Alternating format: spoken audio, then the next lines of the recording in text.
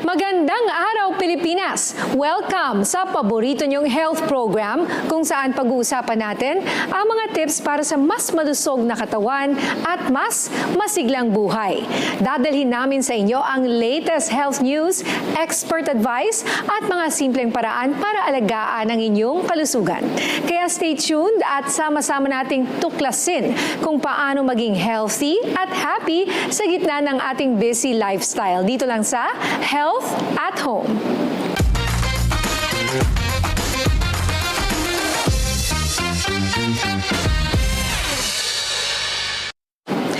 Alamin kung paano maiiwasan at mapoprotektahan ang pamilya laban sa dengue mamaya sa Lifeline.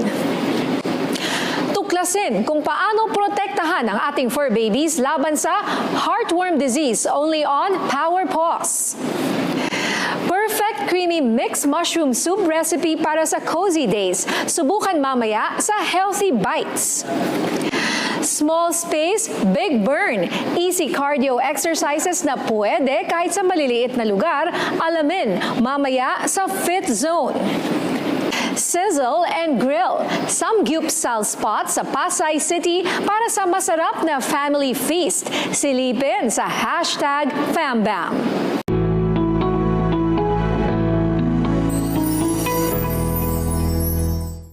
Ngayong panahon ng tag-ulan, hindi lang baha at sipon ang dapat nating pagtuunan ng pansin. Nandyan din ang banta ng dengue fever na taon-taon patuloy nakakaapekto sa libo-libong Pilipino. Kung kaya't kaugnay niyan, pag-usapan po natin kung paano nga ba natin mapoprotektahan ang ating sarili at pamilya laban sa viral infection na ito. At ngayon, makakausap natin tungkol dyan si Dr. Via Galban. Magandang umaga, Doc Via.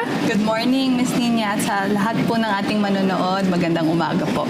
Hindi pa rin, Doc, nawawala ang banta ng dengue. Minsan kasi nakakalimutan. Pero ngayon, we're here to remind everyone na dapat po, bantayan po natin ito, lalo na ngayong tag-ulan. Totoo ba na mas nagiging common ang dengue? Naku, it's important kasi we live in a tropical country, no? Then of course, we have two seasons, wet and dry. No? Usually, lumalabas sila pag wet season, especially since dun sa mga pinamumugaran nila na disturb yung habitat nila. No? That's why, one of the things na sinasabi talaga natin when we want to prevent dengue is to really search and destroy yung mga pinamumugaran nila or yung mga habitats nila because that's where they live, that's where they multiply, no? Para mabawasan yung cases natin. At nakikita natin to especially sa tag-ulan, kasi nag-shift na yung classes natin, mas vulnerable dito or mas delikado yung mga bata kasi they're always in school. No? So, it's important that we actually do preventive measures talaga kapag nagkakaroon na tayo ng mga cases, no? Or nag-i-increase na yung cases ng dengue. Ayan, kasi pag umulan nga naman, tapos meron po kayong mga lalagyanan, yung mga timba or yung mga, minsan yung mga gulong, doon po nagkakaroon, nakakaipon po ng tubig. Yes. Ba? And that's part of their, doon sila nangingitlog, doon sila nagmumultiply. So usually what we advise is wag po tayong maglagay ng stagnant water, especially kapag dengue season na or kapag nag-i-increase na ulit yung mga cases ng dengue sa ating bansa. For example, may vase tayo sa bahay, no, may flowers. Yes. I would advise you change it every day para at least hindi doon mangitlog yung mosquitoes natin, no? Oo. Minsan nga nakikita nyo sa vase, pagka-clear yung vase, may kiti-kiti na dun diba, Doktora? Okay, Doktora, ano po yung mga sintomas ng dengue na dapat bantayan ng publiko? Ipaalala nyo nga sa amin, lalo na sa mga magulang. Okay. That's important, no? Kasi yung dengue, no, is a viral infection. No? It is carried by yung lamok, pero may virus talaga, no, that can be passed on from one person, one host to another, no, via mosquito bites. No? Tatlo yung phase ng dengue natin. Merong febrile phase. Doon natin nakikita yung common na sintomas ng dengue. dengue tulad ng your fever, no, your high fever, no, your muscle pains, no. Usually, no, nakikita din natin dun yung retroorbital pain or yung pain sa likod ng mata. No, Parang that's very sakit sa common. ulo. Sometimes I hear na yung other people have yung sobrang parang migraine daw, sakit Yes, sa ulo. oo. And hindi siya nagkakalayo sa trangkaso, no? Which is what is making it dangerous. Kasi minsan, akala natin trangkaso lang. But it's dengue na pala, no? And that's the reason why, no, early pa lang, no, kailangan nating mag-seek ng consultation agad. Kasi there are dengue tests na nahahagip niya lang yung diagnosis ng dengue at the earliest, no? So that's your febrile phase, no? Doon lahat ng symptoms na nararamdaman. But no, that's not the critical yet, no? Kasi may tinatawag tayong critical phase after the febrile phase, which usually happens 24 to 48 hours. Doon kailangan antabay tayo kasi doon na kasi nagli-leak yung plasma natin, so pwedeng bumaba yung Platelet na sinasabi. not just that, but our BP actually, no? Okay. Yun yung critical talaga na binabantayan natin. And then, after when you recover, no, the third phase is your recovery phase. But, ang kailangang malaman ng mga manonood natin, especially when it comes to dengue, no, there are warning signs that we warn you about, especially when it comes to dengue. Kapag nagkaroon ng abdominal pain, vomiting, nagkaroon ng liver enlargement, parang lumalaki yung tiyan, no? Nagkakaroon ng bleeding sa gums, bleeding nosebleed, no? I would advise we go to the hospital and be admitted kasi kailangang ma-monitor yun, no? Otherwise, dengue cases, no, may mga mild na presentation. Usually, ang ginagawa natin, nag-hydrate lang tayo. Minsan nga, pinapauwi natin siya. So, usually, when you enter yung febrile phase, no, that would last about a week. No? Doon mo na nararamdaman yung symptoms. And gaano then, kataas yung lagnat, doktora? we're seeing usually 38.5 higher. Oh, okay. 38.5 or higher than that. So, mataas talaga yung lagnat. At some point, tinawag natin siyang dengue high fever, di ba? Because Yes. of the nature of yung sintomas niya. No? After you go to your febrile phase, pupunta ka sa critical phase mo, which usually lasts hour, 24 hours to 48 hours. Mabilis Yeah. lang, maybe in a day or two. Yeah, but usually doon tayo nakabantay talaga because Yun nga. Which brings me to stress again this question. I'm sure you mentioned it earlier, no? Pero para lang po masabihan uli natin yung mga nanonood sa atin ngayon. Kasi minsan may nag-aakala na kapag wala nang lagnat, Yes. okay na. Oo. So gusto po nating ibahin yung kanilang paniniwala na okay na yung pagkatapos ng lagnat. Actually, that's where we advise our patients na doon talaga magkaroon ng supportive management, especially after nagkalagnat. Kasi baka they're entering a critical phase already, especially doon sa mga immunocompromised natin, may mga sakit na, Opo. yung mga bata, no? Doon talaga tayo magbabantay, no? Because they can actually go into either mag-recover sila or they can go into shock, no? And then too late na, 'di ba? Usually ganun kaya Yes. kaya kailangan talagang alam mo kung dengue ba ito o hindi. So may mga test kasi Yes. syempre po yung fever is a very common symptom ng iba't ibang sakit. So how do we know dengue siya for sure? Yeah, actually in the clinics, no, what we advise our patients, especially sa mga pedia patients natin, kapag may lagnat na, you're seeing signs already of fever, nagreklamo siya na masakit yung ulo, we already test, no, ng dengue NS1. Kasi dun pa lang, hinahabol na natin na kung dengue ba to or not. Because ang luna sa dengue, walang treatment yung dengue, it's really just hydration, no? Binibigyan natin siya ng sapat na fluids, no? Not just tubig but also electrolytes, no? Kasi nagli-leak nga yung plasma natin. So, hindi lang tubig yung nawawala, pati electrolytes nawawala, no? That's why if we know already that it's dengue, una pa lang, no, nabibigyan na natin siya ng proper management. treatment. So yung test in particular that you need is the dengue NS1. Yes, yun ano yung pong common. kaibahan nila dun sa isa pang dengue test na IgG, IgN? Yeah, IgG. Parang COVID eh. Yeah, IgG, IgM, you're looking at immunoglobulins kasi you're looking at that dun sa later phase na. Okay. Si NS1 kasi we're looking into determinant na nakikita sa blood natin kasi after a few days na hindi natin siya makatch, no? Hindi na niya madedetect yung dengue sa katawan natin. That's where we go to the IgG, IgM already. So una NS1 muna. Pero pwede po bang sabay yung test? I would advise, no, for example, nasa febrile phase Okay, ka, pag no, may you do lagda. NS1 mo kasi IgG, Muna. IgM is medyo expensive, on the expensive side siya. Alright. What we can do, no, is after a few days, maybe we can do that test, no, or we observe for warning signs, actually, no, especially kapag nakikita na natin yung vomiting, nakikita na natin yung bleeding, nakikita na natin yung liver enlargement. Malaki yan eh. Nakikita talaga siya natin. And nakita sa blood test natin na nag-i-increase yung hematocrit. Tinitingnan, inaano natin yan. We're highly suspecting dengue pag ganun. What about yung mga namumula, may butlig-butlig? Di ba dati rashes? Yes. Parang hindi ko na masyadong naririnig yun ngayon. Usually rashes, nakikita ko yan sa mga patients na on the recovery phase. Na usually makati siya. Recovering Oo. na. Yung sabi nila na balat lechon, kulay lechon. So recovery phase na po yun. We see that no, usually, but it can also happen sa febrile phase. No, syempre Oo.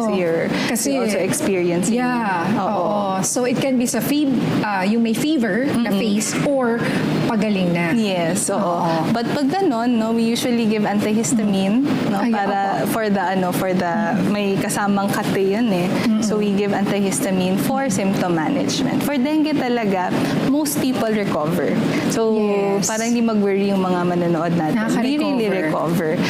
Basta may proper management of fluids and hydration and of course symptomatic management para for dengue. Pero meron nga, sabi nga natin, mga kaso na hindi agad naaagapan. Yung, ano po ang pwedeng mangyari kapag, hindi naagapan ito at napabayaan? Meron tayong tinatawag actually na dengue shock syndrome. No? Usually pag ganyan, no, our body is in a state of shock. No? So blood pressure natin bumababa na nagko-compensate yung katawan natin, yun actually yung delikado kasi pwede yung ikamatay.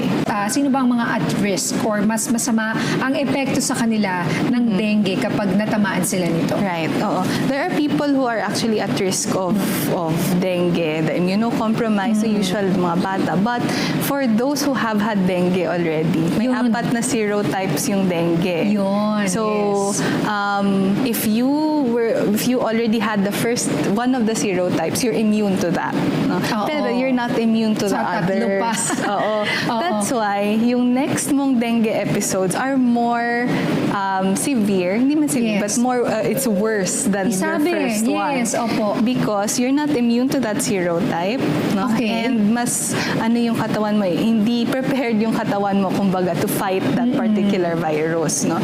So kumbaga, when you get dengue, no, we have to be careful that we don't get the next one. Exactly, Because yes. number one, because it's more dangerous for you, you're more vulnerable. Number two, you don't have the immune mechanisms to Yes. fight that serotypes. No?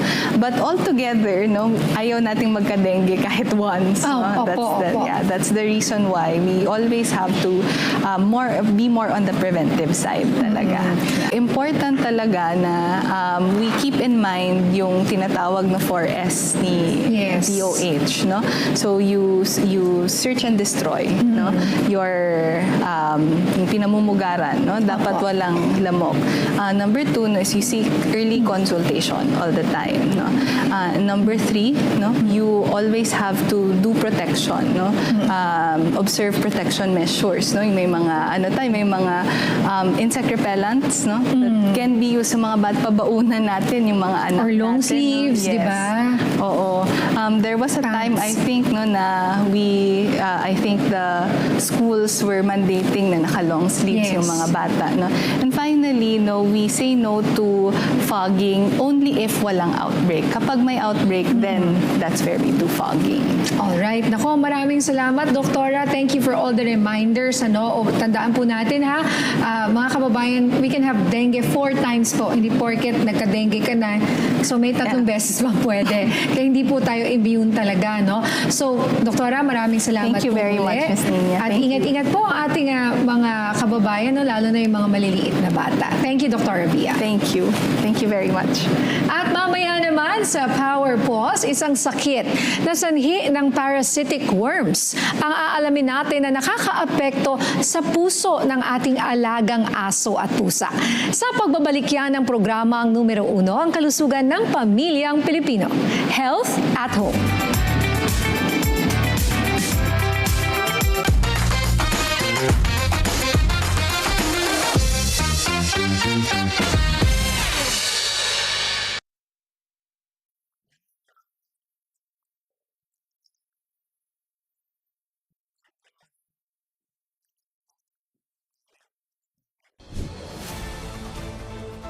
Ngayong darating na sona ng Pangulo, ihahatid sa inyo ang mga pangyayari mula batasang pambansa hanggang sa bawat sulok ng Pilipinas. The joint session is called to order. Buong puwersang magbabantay ang inyong integrated state media sa ilalim ng Presidential Communications Office, Philippine Information Agency, Philippine News Agency, Radyo Pilipinas, Radyo Publiko, IBC, at PTV. Nagkakaisang boses para sa makatotohanang paglalahad. Mula sa inyong mga maaasahang tagapagbalita, kami ang inyong integrated state media. Para sa Pilipino, para sa bagong Pilipinas. Disaster Watch. Alamin ang Modified Tropical Cyclone Wind Signal System para sa mga parating na bagyo. Signal number 1. Isa itong tropical depression na nagtataglay ng bahagyang lakas ng hangin at tatama sa loob ng 1.5 araw. Walang pasok ang mga bata sa preschool. Signal number 2. Ito ay tinatawag na tropical storm na may dalang katamtamang lakas ng hangin at posibleng tumama sa loob ng 24 oras. Pinapayuhan ang lahat na isecure ang kanilang mga bahay at kagamitan. Wala ring pasok ang mga mag-aaral mula preschool hanggang high school. Signal number 3. Ito ay severe tropical storm na posibleng tumama sa loob ng 18 oras. Pinapayuhan ang mga residente na lumikas sa mababang lugar, baybayin at tabing ilog, at maghanda ng pagkawala ng kuryente at komunikasyon. Walang pasok sa lahat ng antas ng edukasyon. Signal number 4. Ito ay isang ganap na typhoon na maaaring tumama sa loob ng 12 oras at nagtataglay ng napakalakas na hangin. Bawal ang maglakbay at dapat ay nakalikas na mula sa mga mapanganib na lugar. Signal number 5. Ito ay isang super typhoon na nagtataglay ng napakalakas na hangin at posibleng magdulot ng malawakang pinsala. Manatili sa loob ng matitibay na gusali at mag-monitor ng mga weather update para sa inyong kaligtasan. Sa panahon ng bagyo, dapat laging listo.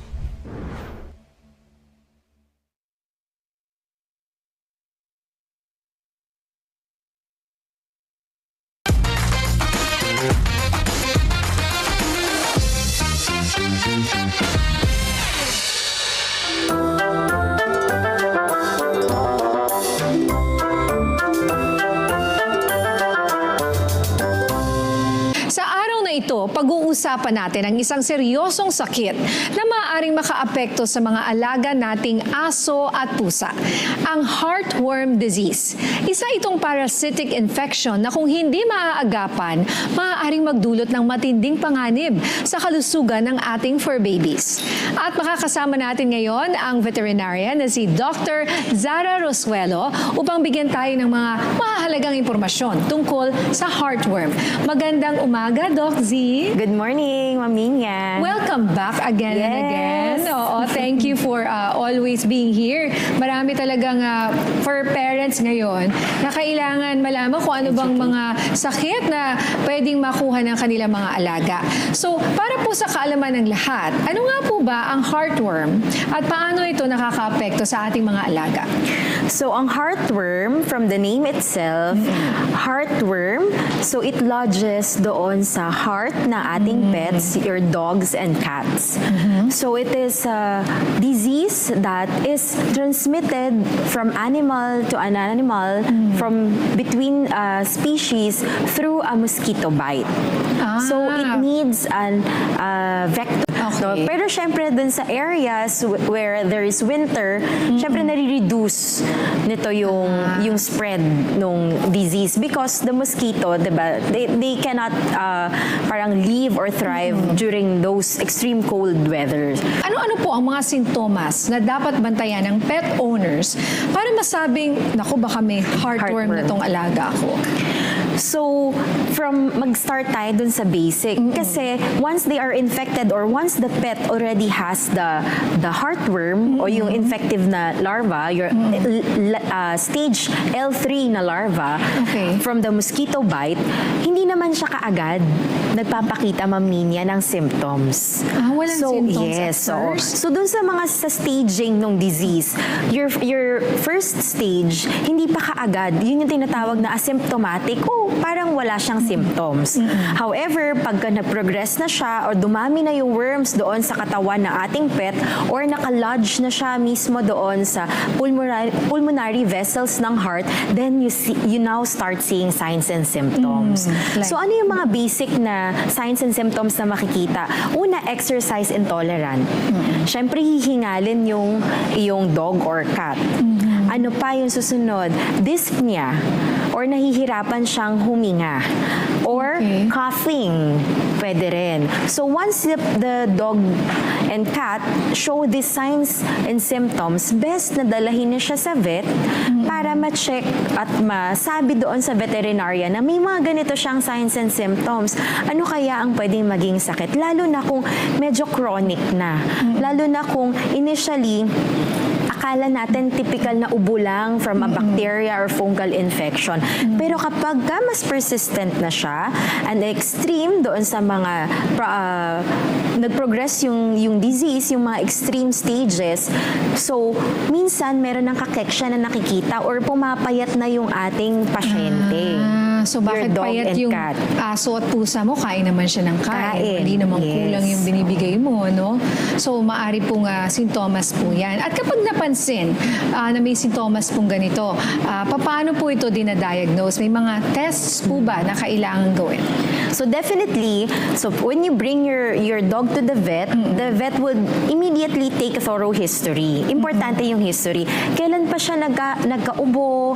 Gaano nakatagal na parang hinihingal yung pet once na nag-exercise?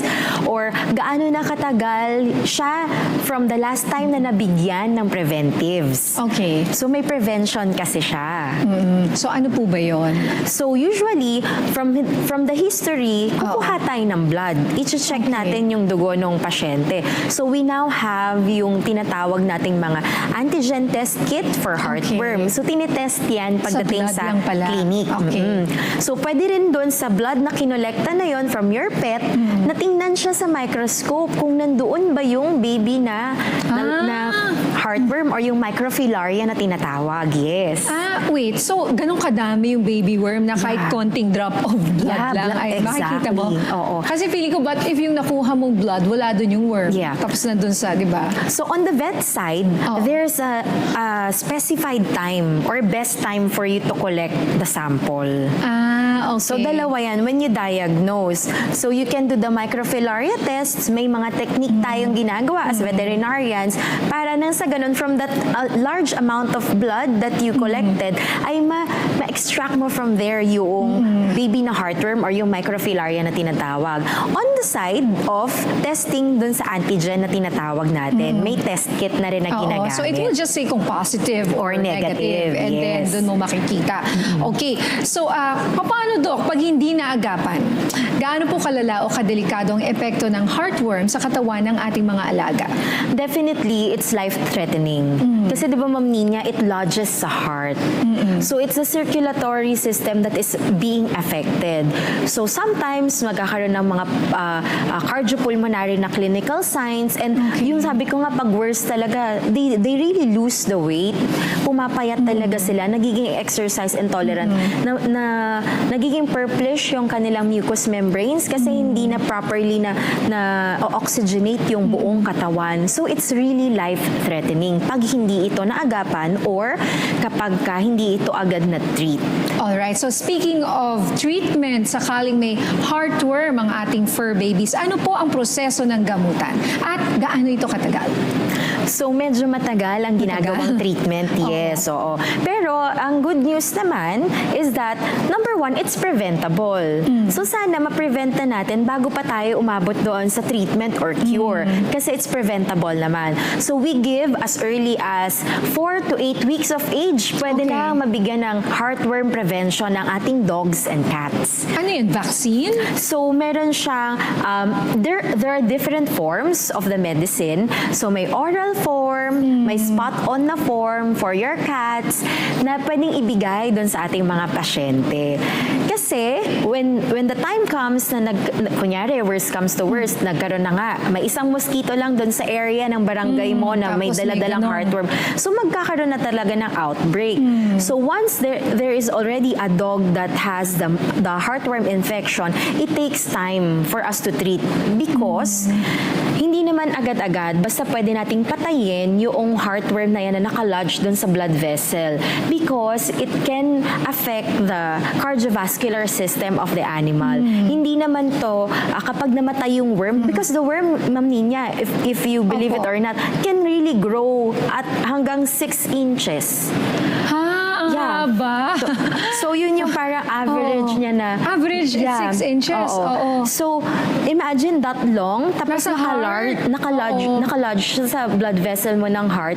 It can have detrimental effect later on sa animal when you immediately kill the heartworm. Paano po natin na papatayin itong mga heartworm na ito?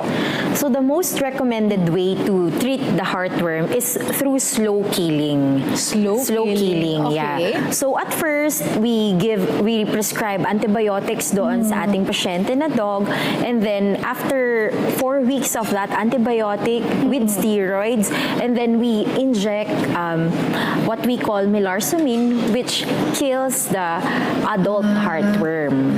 Wait, adult? What about Adult. the young? So Yung the mas bata. young heartworm, once that the dog is already diagnosed with heartworm antigen, kunyari pag nag-positive siya dyan, then we immediately give microfilaricide doon sa ating pasyente. Ano yun, Dok? May mga oral preparations that we Okay, give. napapatay niya. Yeah, Bukod mga doon macrocytic lactones. Bukod dun sa injection, sabi Yes. niyo. So, gaano katagal yan all in all, the treatment process? Usually, it takes around 3 hanggang 6 months before. Yes po. ang tagal. 3 to Oo. 6 months. Depende doon sa immune system ng ating pasyente, doon sa treatment protocol na sinusundan ng veterinarian, before talagang totally na mag-negative siya from the heartworm. Alright. So, it takes time. Matagal talaga the treatment. Kasi papatay mo, marami yun. Yeah. It could be, hundreds. There are some cases na talagang there are a lot. There are some cases, kasi depende, Ma'am Nina, kung ano yung madadala sa'yo na microfilaria, kung lalaki ba or babae, syempre, Nanganak. di ba? Oo. Eh kung may pair ka na adult, then definitely, kaya nitong magparami sa loob ng katawan ng iyong animal. Ayaw na natin umabot tayo doon sa meron sila na heartworm, and then you ask your veterinarians for the prevention. Kasi Which meron is? talagang prevention.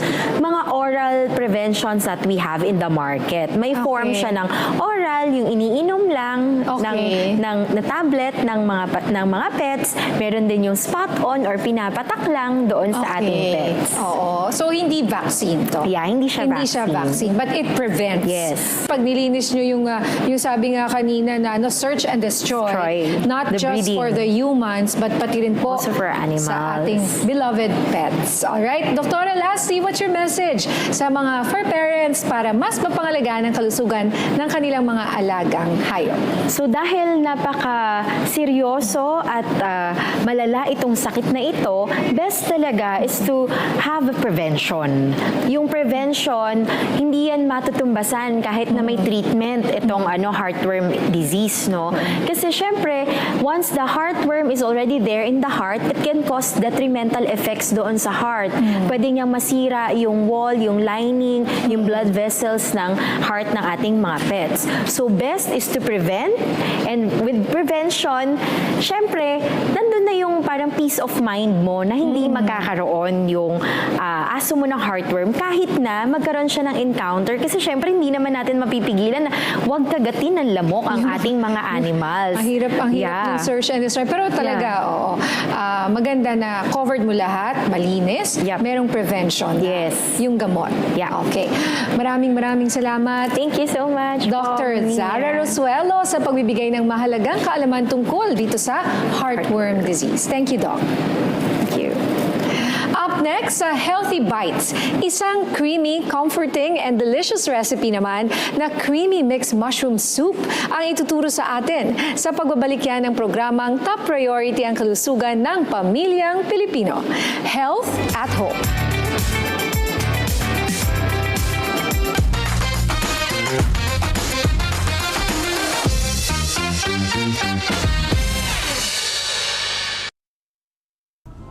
Tara, lumikha! Isang panibagong weekend na naman ng masasayang crafts ang inyong aabangan. Masaya man o malungkot, express your emotions and make a face. And keep boredom at bay. Gamit ang popsicle stick puzzle. Sining ang magniningning dito sa Artsy Craftsy! Paalam! Artsy Craftsy, Sabado, alas 10:30 ng umaga. Dito lang sa inyong People's Television. As we enter the midterm, our infrastructure development remains sustained, strategic, and on schedule.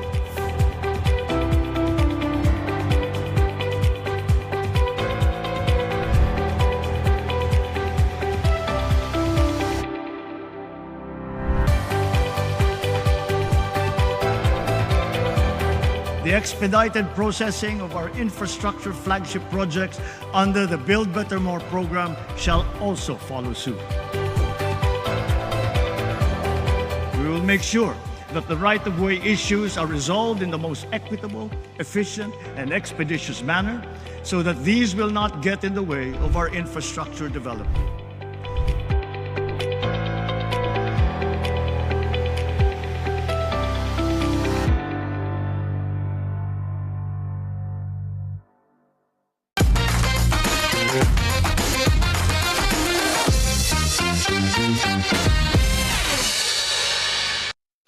Ngayong rainy season, perfect time ito para mag-warm up tayo with something creamy, flavorful, at healthy. Kaya samahan niyo kami as we cook a delicious creamy mixed mushroom soup dito lang sa Healthy Bites.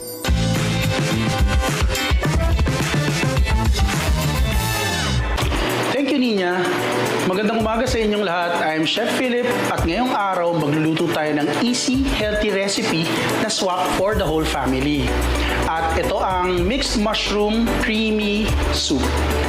Tara, gawin na natin. So first of all, ang ingredients natin, meron tayong fresh garlic. And then, pang-sauté natin, konting butter. And konting olive oil.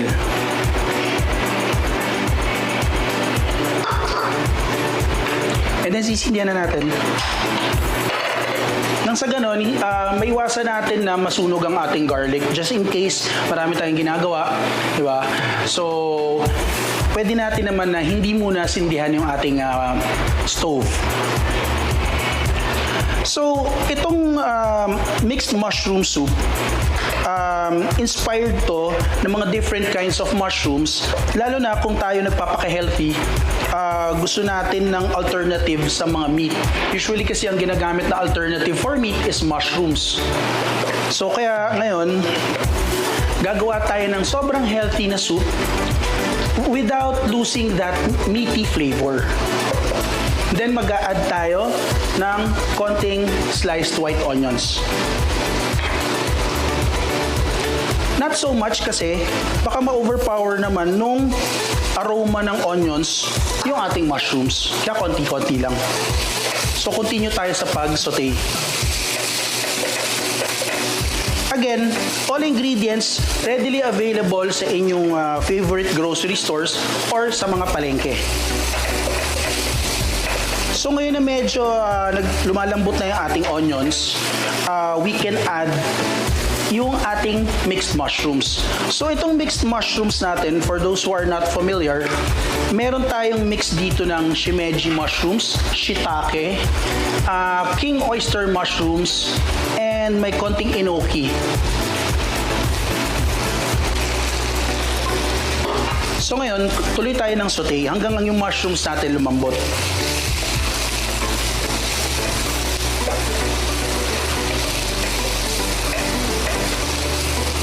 Tapos isi-season natin siya ng konting salt and pepper. Kasi ano naman ang fun ng isang healthy na recipe kung walang konting alat at anghang.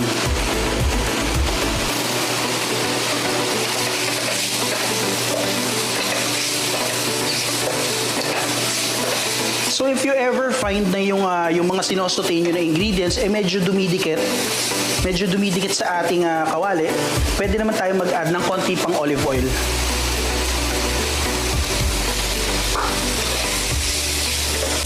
So ngayon nagkakaroon na ng earthy aroma dahil nasosote na yung mushrooms natin.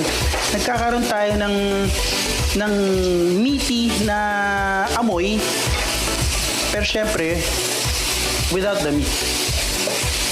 Tapos magdadagdag tayo ng konting smoked paprika for that smoky flavor.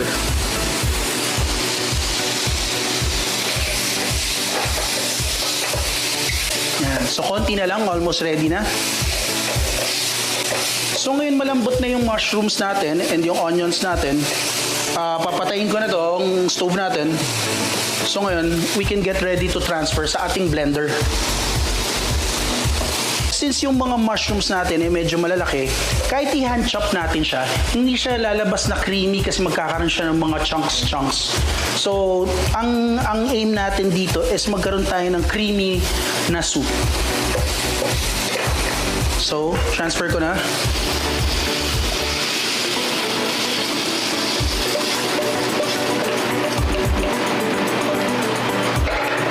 Then, we're gonna add some fresh milk.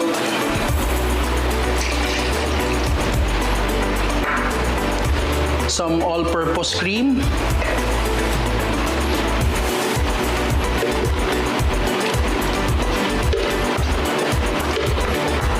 So ngayon, mag-add po tayo ng konting parmesan para additional flavor.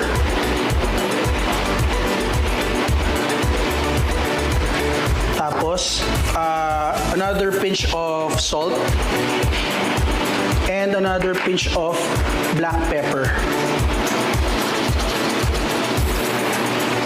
Then, blend na po tayo.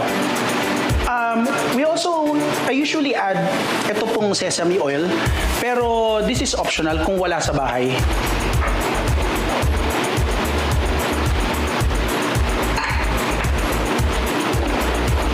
And let's go.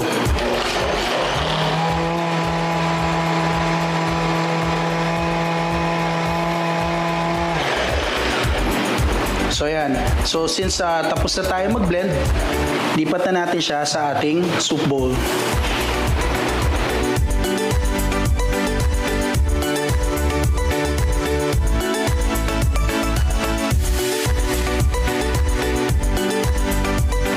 Pwede siyang gawing appetizer before meals or pwede rin it's a meal in itself. So nakakabusog na rin naman siya. So pwede siya i-consume any time of the day, walang problema. For this soup, ang mga perfect pair sa kanya is kung meron kang multi-course dinner, bago mag-steak, bago mag-fish, and also pag sa bread, if you have yung mga masasarap na tinapay, pwede siyang perfect partner. At ito na po ang ating creamy mixed mushroom soup. Siguradong makakatulong ito sa inyo. Again, I'm Chef Philip. Back to you, Nina. Abangan mamaya sa Fit Zone. Sabay-sabay tayong magkaroon ng cardio routines na pwedeng gawin kahit nasa small space ka lang. Sa pagbabalik yan ng programang nangunguna ang kalusugan ng pamilyang Pilipino, Health at Home.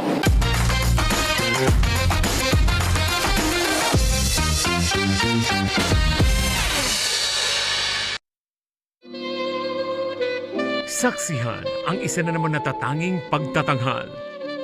The Goldenberg Concert Series presents pianist Raul Sunico and saxophonist Archie Lacorte kasama ang ating mga tanyag na musikero upang maghandog ng musikang pupukaw ng inyong damdamin.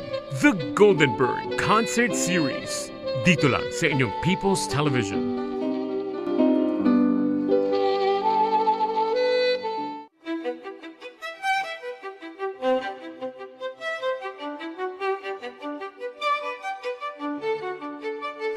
November 25, taong 1935. Sa araw na ito, inilahad ni Pangulong Manuel Luis Quezon ang kauna-unahang State of the Nation Address sa bansa sa ilalim ng Commonwealth ng Pilipinas. Ang SONA ay isang obligasyong konstitusyonal ng Pangulo na ginagawa taon-taon kung saan inilalahad niya ang agenda ng pamahalaan sa harap ng Kongreso. Dito rin nagmumukahi ang Pangulo ng ilang mga batas na lehislatura para maisulong ang kanyang mga programa para sa bayan.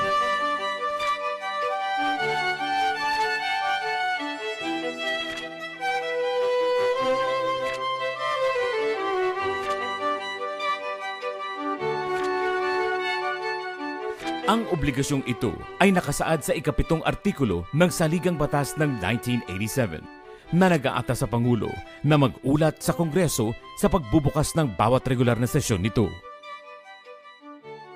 Abangan ang ika-4 na State of the Nation Address ni Pangulong Ferdinand R. Marcos Jr.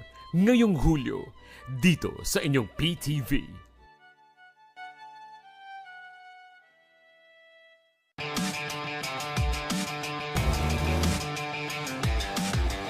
Check out your dream machines with veteran journalist Ron De Los Reyes in one of the longest-running motoring shows on Philippine television. Auto Review, only here on PTV.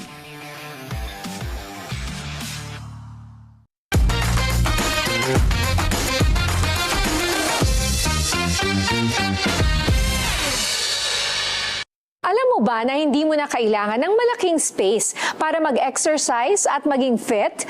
Dahil kahit maliit lang ang kwarto o sala mo, may mga effective cardio routines na swak sa'yo. Kung ano ang mga simple pero power-packed cardio exercises na yan, silipin natin dito sa Fit Zone.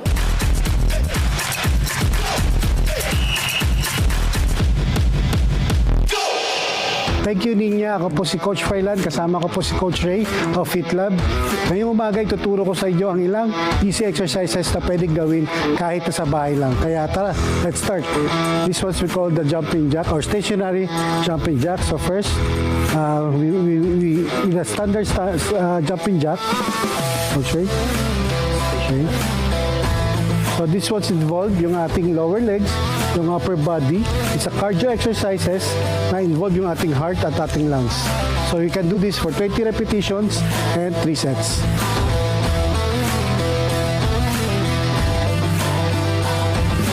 Ang ating next exercise, we call this one naman the high knees. So first, starting position, keep your body straight, head up, and then we perform the high knees. Okay, so this was a cardio exercise then. It involves your lower legs and also yung ating core muscles. So engage dapat yung core. You can do this for 20 repetitions also and 3 sets. And next, yung ating high kick. So this one, This one also involves the lower body, yung ating shoulders, yung ating core muscles also. And also do this for 20 repetitions and 3 sets. So kaya-kaya siya sa mga small spaces.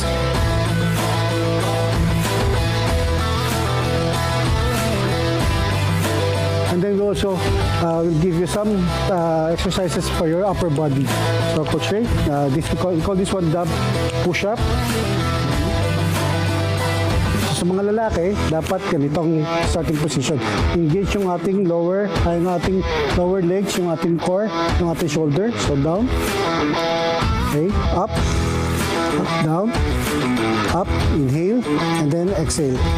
Up, down. So sa mga modified naman, sa mga babae naman, we cross our leg, and then sa knee po tayo mag-stabilize, and then down. So hanggang dyan lang for ating, sa mga babae, up, down, up. So, okay, push rate. So this one's naman para sa ating upper body, sa ating sa chest, sa shoulders, sa core muscles. So this one's also a good cardio routine sa mga small spaces. So kaya nyo siyang gawin kahit sa bahay lang.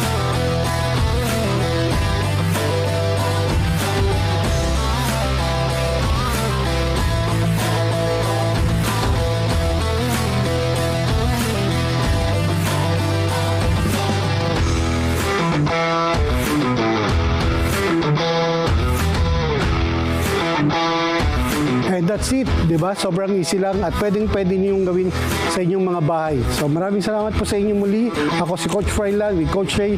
Back to you, Nina.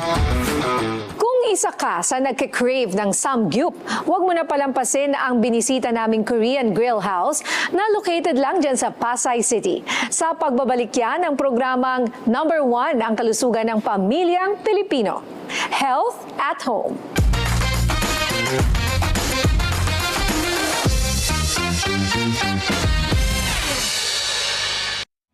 GADWatch, the Magna Carta for persons with disabilities. Meron tayong tinatawag na Magna Carta of Persons with Disabilities.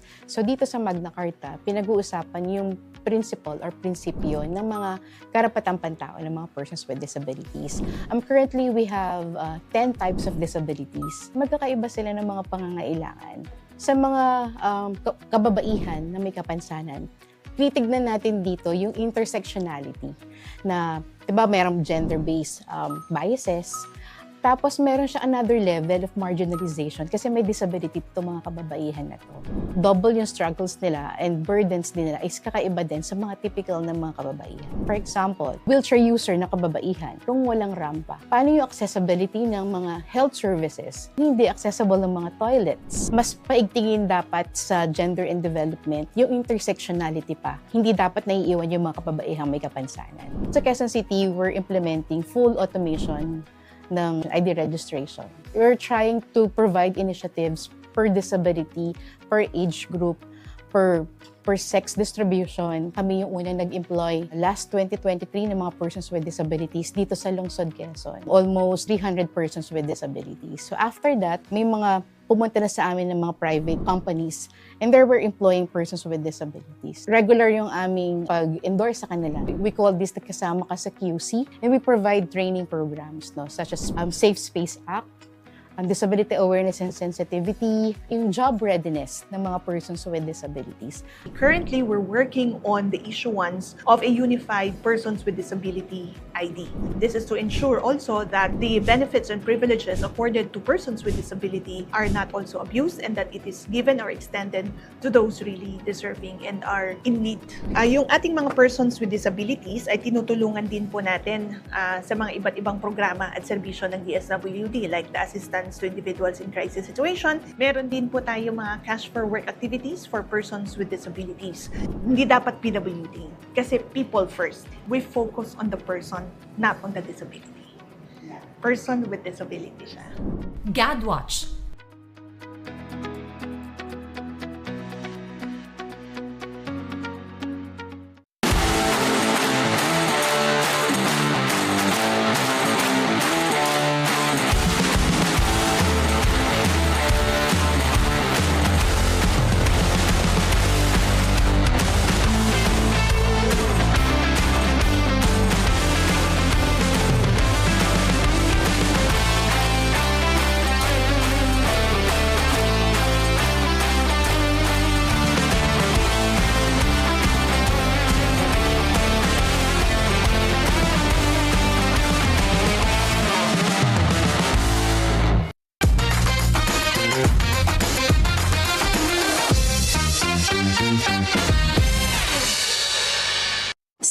dami ng choices pagdating sa pagkain, iba talaga ang saya kapag sama-sama ang pamilya sa isang masarap na kainan. Kaya kung hanap nyo ay fun bonding with unlimited samgyupsal, swak na swak sa inyo ang binisita naming Korean Grill House sa Pasay City. Kung curious ka sa mga ino-offer nila, panoorin natin yan dito lang sa #FamBam.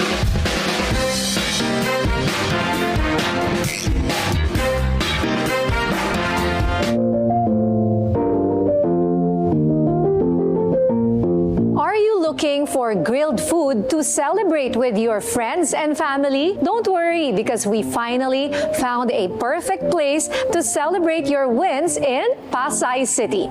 Hindi lang ito ordinaryong kainan. Dahil kung isa ka ring fan ng Korean drama, for sure na ikikeep mo ito dahil sa ambiance nitong Korean night vibe. Our restaurant is a family-style Korean barbecue. Nagbukas kami noong December 2024. So far, maganda naman yung pagtanggap ng tao sa amin. And then, actually, last February, nag-trending kami sa TikTok. So, until now, meron naman kaming mga customer na, regular customer na bumabalik-balik hanggang ngayon. Maraming kumilala sa kanilang restaurant na kahit sino ay mag-e-enjoy at babalik dahil sa kanilang sinaserve na quality food dito. We offer unlimited samgyeopsal, rice meal, a la carte, and then we fusion also yung mga Japanese cuisine. Kung mag-base tayo sa Google review, so far naman, yung mga feedback nila, masarap yung food. Especially yung mga meats kasi we serve fresh meats as well as yung mga banchan. Bukod sa masarap na mga pagkain na kanilang inihahain, mayroon din silang mga special theme events na ino-offer tulad ng K-drama night event at K-pop theme event na talagang na-enjoy ng kanilang mga K-drama at K-pop fanatic customers. At para naman mas fun while satisfying your cravings, meron rin silang mga arcade games para sulit ang bonding with your barkada and family. Talaga nga namang #FamBam worthy ang kainan na ito dahil total package ang offer sa food serving sa ambiance ng lugar na cozy, aesthetic at Instagrammable na ipaparamdam sa iyo ng Korean night vibe at family-friendly environment na meron dito. Kaya ano pang inaantay nyo? Tara na at puntahan natin ito! Thank you, healthy homies, for watching and spending time with us today. Sana marami kayong natutunan para mas mapangalagaan ang inyong kalusugan. At huwag kalimutang maging active, kumain ng tama, at magpahinga ng sapat. Ako po si Nina Corpuz Rodriguez, isang wifey at mommy, ang kaagapay nyo sa mga napapanahong isyung pangkalusugan. At ito ang Health at Home.